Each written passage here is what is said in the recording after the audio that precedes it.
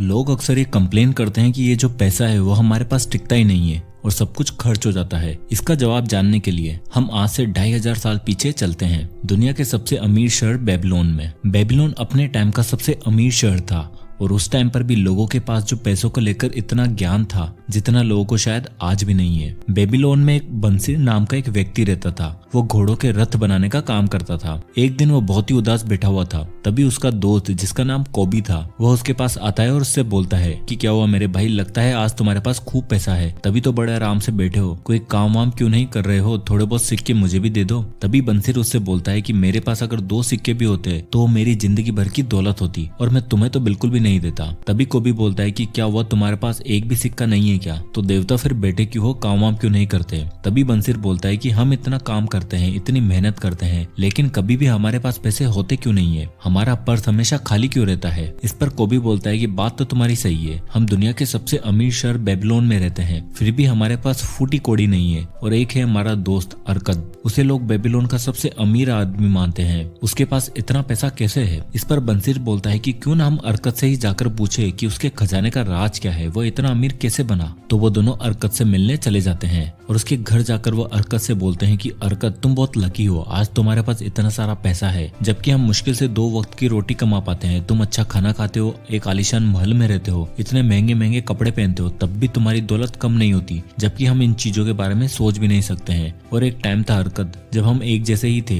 एक ही स्कूल में पढ़ते थे, एक ही गेम खेलते थे, तब तुम हमसे अच्छे नहीं थे, नहीं तुम्हारे पास कोई एक्स्ट्रा स्किल थी और हमने भी मेहनत ही एक जैसी करी थी। तो फिर बताओ अरकद कि तुमने ऐसा क्या किया कि तुम इतने अमीर बन गए। अरकद क्या तुम अपने अमीर बनने के राज हमें बता सकते हो। अरकद अमीर तो था ही सही, साथ में वो एक बहुत ही अच्छा इंसान भी, और उसने अपने दोस्तों को पैसों के 4 राज बताए जो उसने कुछ टाइम पहले एक बहुत ही अमीर आदमी से सीखे थे, जिन्हें फॉलो करके आज वो इतना अमीर इंसान बना है। अरकद ने जो सबसे पहला सीक्रेट बताया था वो था पे योरसेल्फ फर्स्ट, मतलब कि आप जितना भी कमाते हो उसमें से सबसे पहले अपने आप को पे करो। अब आपको लग रहा होगा कि हम जितना भी कमाते हैं वो सारा पैसा हम खुद पर ही तो खर्च करते हैं, लेकिन यहाँ पर खुद को पे करने का मतलब कि आप अपनी सैलरी से या बिजनेस से जितना कमाते हो उसमें से 10% आपको सेव करके रखना है। हर महीने जब भी हमें सैलरी मिलती है तो हम सबसे पहले अपने लाइट पानी का बिल पे करते हैं, घर का रेंट पे करते हैं और फिर अपने लिए कुछ कपड़े और बाकी चीजों पर खर्चा कर देते हैं। मतलब कि हम अपनी सैलरी को सब लोगों में बांट देते हैं, लेकिन हम खुद के लिए कुछ भी सेव नहीं करते हैं। अरकद बताता है कि इंसान चाहे कितना भी पैसा क्यों न कमा रहा हो, उसे उसका 10% हमेशा सेव करके रखना चाहिए। उसके बाद आप उस 10% को काम पर लगाकर उससे और भी ज्यादा पैसा कमा सकते हो, जो कि कभी भी खत्म नहीं होने वाला है। बट बहुत से लोगों की प्रॉब्लम ये होती है कि उनसे 10% तो क्या कुछ भी सेव नहीं होता है, तो हम पैसे बचाएं कैसे। वेल, इसका जवाब अरकद के दूसरे सीक्रेट में है। सीक्रेट नंबर 2,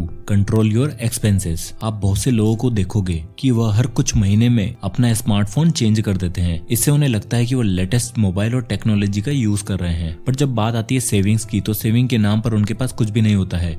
उल्टा उन्होंने अपना फोन और बाकी सारी चीजें लोन पर ले रखी होती हैं। इसलिए हमें अपनी नीड्स और वांट्स के बीच का फर्क पता होना चाहिए। आपके घर के नॉर्मल खर्चे जैसे लाइट पानी का बिल, आपके खाने पीने की चीजें, ये सब आपकी नीड्स है जिन्हें आपको हर हालत में पूरा करना ही है। लेकिन उसके अलावा जैसे नए नए ब्रांडेड कपड़े, नए लेटेस्ट मोबाइल, ये सब आपकी इच्छाएं हैं जिन पर आपका कंट्रोल होना जरूरी है, क्योंकि हर इंसान जितना कमाता है उतना खर्च कर देता है। जैसे जैसे लोगों की सैलरी इंक्रीज होती है वैसे वैसे उनके खर्चे भी इंक्रीज होने लग जाते हैं। इसलिए यह 10% सेव करना तो दूर की बात है, उन्हें वो चीजें लोन पर लेनी पड़ती है। इसलिए हमें हमारे एक्सपेंसेस कम करने चाहिए। हम जितना कमाते हैं उससे हमारे खर्चे हमेशा कम होने चाहिए, और उसके लिए आप बजट बना सकते हो जिससे आपको पता रहेगा कि हमें किन चीजों पर खर्चा करना है और किन चीजों पर नहीं, और इस तरह आप अपनी स्पेंडिंग पर कंट्रोल रख सकते हो। फिर अरकद ने अपने दोस्तों को तीसरा सीक्रेट बताया, मल्टीप्लाई योर इनकम। अरकद अपने दोस्तों से बोलता है कि जब तुम अपनी इनकम से 10% सेव करना सीख जाओगे और अपने खर्चों को भी कम करने लग जाओगे, तब आपको इन बचाए हुए पैसों को काम पर लगाना है, क्योंकि कोई भी इंसान सेव करके अमीर तो नहीं बन सकता है। इसलिए इन पैसों से आपको और भी पैसे बनाने होंगे और उसके लिए आपको आपके पैसे इन्वेस्ट करने होंगे। जब आप अपने पैसों को सही जगह पर इन्वेस्ट करने लग जाओगे तब आपकी वेल्थ धीरे धीरे अपने आप बढ़ने लग जाएगी और उसके लिए आपको कोई भी काम नहीं करना पड़ेगा। जैसे कि स्टार्टिंग के दिनों में अरकद जब इतना अमीर नहीं था, उसने अपने कुछ पैसे दूसरे लोगों को उधार दे दिए थे, जहाँ से उसे अच्छा खासा इंटरेस्ट भी मिलता था, और फिर मिले हुए उस इंटरेस्ट को अरकद दूसरे लोगों को उधार दे देता था, जिससे उसे और भी इंटरेस्ट मिलता रहता था। और अरकद अरकत की जो वेल्थ थी वो धीरे धीरे बढ़ने लग गई थी। इसलिए हमें भी अपने पैसों को काम पर लगाना है और नए नए आइडियाज ढूंढकर पैसे से पैसा कमाने पर जोर देना चाहिए। और अगर आप अपने पैसों को ग्रो करना चाहते हो तो आपको आपकी नॉलेज को बढ़ाना पड़ेगा, नए नए आइडियाज ढूंढने होंगे। और अपनी नॉलेज को बढ़ाने का सबसे अच्छा तरीका होती है बुक्स, क्योंकि बुक्स हमें न केवल ग्रो करने में मदद करती हैं, जबकि आप फाइनेंस से रिलेटेड बुक्स पढ़कर अपनी फाइनेंशियल नॉलेज को भी इंक्रीज कर सकते हैं। और फिलहाल ये audio book the richest man in Babylon में ऑडियो वर्जन में सुन रहा हूँ कुकू एफएम के प्लेटफॉर्म पर। कुकू एफएम इंडिया का लीडिंग ऑडियो बुक प्लेटफॉर्म है, जहाँ पर आपको 1000 आवर से भी ज्यादा का कंटेंट मिल जाएगा। One of the best feature Kuku FM का ये है कि आप ऑडियो बुक्स रीजनल लैंग्वेज में भी सुन सकते हैं। और मेरी कुछ पर्सनल फाइनेंस से रिलेटेड फेवरेट ऑडियो बुक है, जैसे कि द साइकोलॉजी ऑफ मनी और I will teach you to be rich. इन सारी बुक्स की बुक समरी आप ऑडियो वर्जन में कुकू एफएम पर सुन सकते हैं। तो जैसे कि फरवरी का महीना खत्म होने में है, तो कुकू एफएम एक ऑफर लेकर आया है। इसमें आपको 50% का ऑफ मिलेगा अगर आप कूपन कोड FAB50 का इस्तेमाल करेंगे। और आपके साल की कॉस्ट 399 रुपीज की बजाय 199 रुपी ही पड़ेगी। और ये ऑफर केवल 28 फरवरी तक ही वैलिड है, इसलिए 28 फरवरी से पहले नीचे दिए हुए डिस्क्रिप्शन लिंक से ऐप को डाउनलोड करना ना भूलें।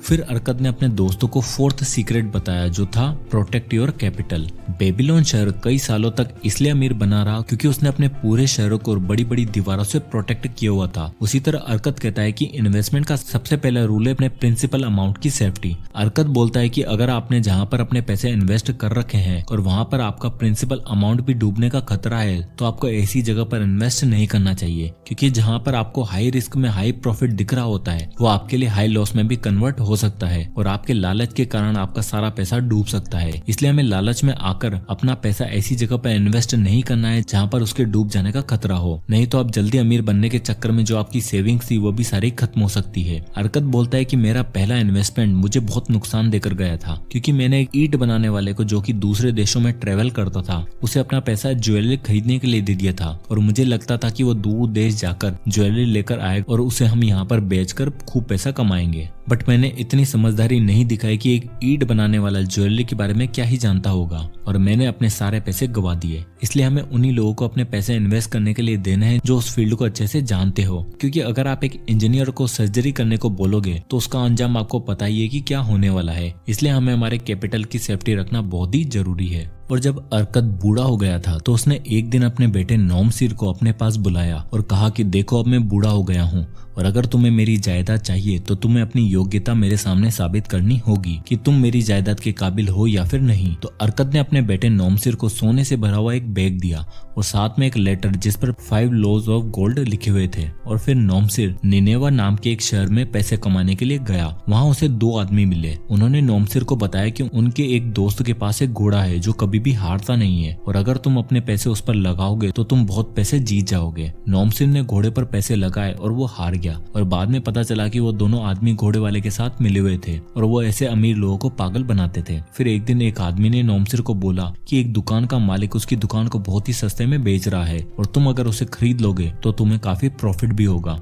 फिर नौमसिर ने वो दुकान खरीद ली, लेकिन उसे उस बिजनेस का कोई भी एक्सपीरियंस नहीं था और उसे काफी नुकसान उठाना पड़ा और फिर उसके पास कुछ भी पैसे नहीं बचे थे। फिर एक दिन नौमसिर ने वो लेटर देखा जो अरकत ने उसे दिया था, जिस पर पैसे के 5 प्रिंसिपल लिखे हुए थे। उसमें पहला प्रिंसिपल था कि आप अपनी अर्निंग का 10वां हिस्सा बचाकर रखो। दूसरा, अपनी सेविंग्स को दिमाग लगाकर काम पर लगाओ। तीसरा, केवल एक्सपर्ट लोगों से ही एडवाइस लो। चौथा, बिजनेस की नॉलेज ना हो तो उसमें इन्वेस्ट नहीं करना चाहिए। 5वां, ज्यादा प्रॉफिट अर्न करने के चक्कर में ज्यादा रिस्की बिजनेस में पैसे मत लगाओ। नौमसिर ये लेटर पढ़कर सोचने लगा कि अगर वह इसे पहले पढ़ लेता तो शायद वो अपने पैसे नहीं गवाता, लेकिन लेटर पढ़ने के बाद उसे सब कुछ समझ आ गया था और वो मेहनत के साथ काम करने लग गया। और फिर उसने अपने पैसों को सबसे पहले सेव करना शुरू किया और फिर उन्हीं बिजनेस में पैसा लगाता जिसे वो खुद समझता, उसके बाद ही उसमें इन्वेस्ट करता और वो उन्हीं लोगों से एडवाइस लेता जो उस फील्ड में एक्सपर्ट थे। इस तरह उसने इन सारे प्रिंसिपल का यूज करके वो बाद में एक बहुत ही अमीर आदमी बन गया था। और कुछ सालों के बाद वो अरकत के पास आया और अपनी कहानी सुनाई। उसने अरकत से कहा कि पिताजी, मैं आपको एक सोने से भरा हुआ बैग देता हूँ जो आपने मुझे दिया था और साथ ही ये 2 एक्स्ट्रा सोने से भरे हुए बैग और देना चाहता हूँ जो आपने मुझे वो लेटर दिया था उसके लिए, क्योंकि उस विजडम के बिना मेरा पैसा कमाना इम्पॉसिबल था। अरकत ने नौमसिर को गले लगाया और कहा कि तुम अब पैसों के सारे नियम जान चुकी हो और अब तुम सही मायनों में मेरी जायदाद जायदाद के हकदार हो। इस तरह अरकत ने अपने दोस्तों से लेकर अपने बेटे को पैसों के नियम सिखाए और इसी तरह अरकत पूरे बेबीलोन शहर के लोगों को यही विजडम देता रहा और वहाँ के लोग इन्हें फॉलो करके अमीर बनते चले गए। सो दोस्तों, ये थे कुछ अमेजिंग लेसन इस बहुत ही amazing book the richest man in Babylon से। सो आई होप कि वीडियो आपको पसंद आया होगा और इससे आपको कुछ न कुछ सीखने को मिला होगा। तो अगर आपको ये वीडियो पसंद आया तो इसे लाइक करें और ज्यादा से ज्यादा लोगों तक शेयर करें।